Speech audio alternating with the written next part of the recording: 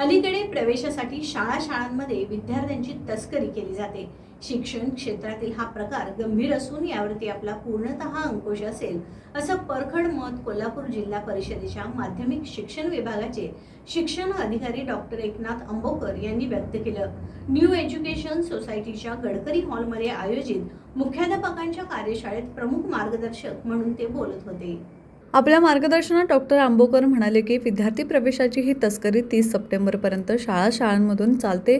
मात्र 23 सप्टेंबर नंतरनं पुन्हा आयात केलेले विद्यार्थी आपल्या मूळच्या शाळेत जातात। यासाठी शहरातील अकॅडमी स्वयं अर्थसहाय्यित शाळा यांचीही मदत घेतली जाते। येत्या शैक्षणिक वर्षात शाळा आणि कॉलेजची चापलुसी आपण चालू देणार नाही असेही त्यांनी स्पष्टपणे सांगितले। तसेच आगामी काळात मुख्याध्यापकांसमोर असणाऱ्या आव्हानांची चर्चा त्यांनी केली।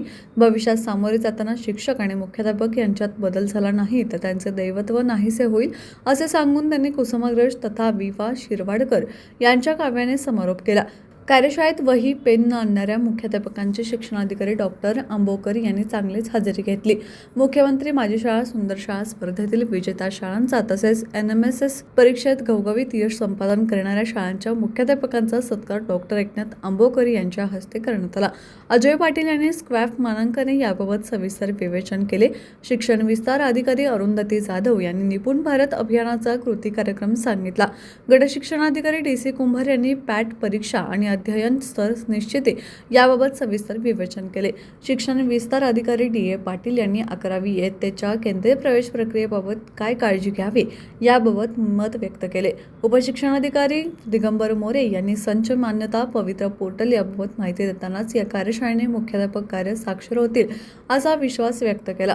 प्रारंभी सम लोहिया कनिष्ठ महाविद्यालयाचे प्राचार्य चव्हाण यांनी प्रास्ताविक व स्वागत केले।